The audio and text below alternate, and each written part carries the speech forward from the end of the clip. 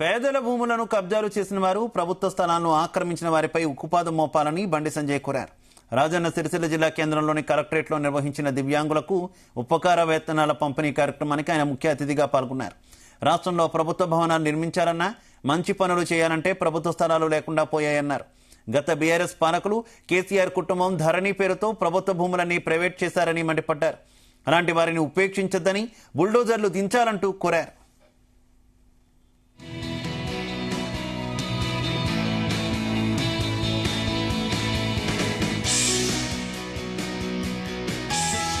భాష అనేది అది మనిషి యొక్క సంస్కారాన్ని బహిర్గతం చేస్తూ ఉంటుంది. అధికారం ఉన్నా అధికారం లేకుండా ఏది కొడుతుంది మాట్లాడుతూ ఉంటే దాన్ని సమాజం గుర్తించదు. సార్ అటుపక్క ఇటుపక్క కూర్చొని చప్పలు కొడతారు కావచ్చు, కానీ సమాజం గుర్తించదాన్ని. సమాజం హీరనే వస్తుంది దాన్ని అటువంటి వ్యక్తులను. కాబట్టి నేను కూడా ప్రతిసారి కూడా అందరు ఎమ్మెల్యే కలిసి వాళ్ళు ఏ పని చెప్తే ఆ పని చేసే ప్రయత్నం చేస్తున్నాం.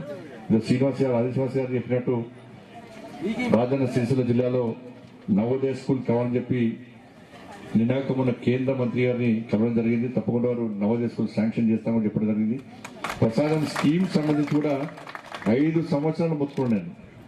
కాబట్టి మొన్ననే రాష్ట్ర ప్రభుత్వాన్ని కోరిన వెంటనే ఫార్మేట్ ప్రకారం పూర్తిగా అప్రూవల్ ఇవ్వడం జరిగింది.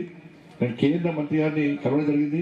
రాజన్న దేవస్థానం, శ్రీ రాజరాజేశ్వర స్వామి దేవస్థానాన్ని తప్పకుండా ప్రసాదం స్కీమ్ కింద పెట్టాలని చెప్పి విజ్ఞప్తి చేయడానికి తప్పకుండా వస్తానన్న నమ్మకం, విశ్వాసం ఉంది. కాబట్టి ఆ దిశగా అందరం కలిసి ప్రయత్నం చేస్తాం.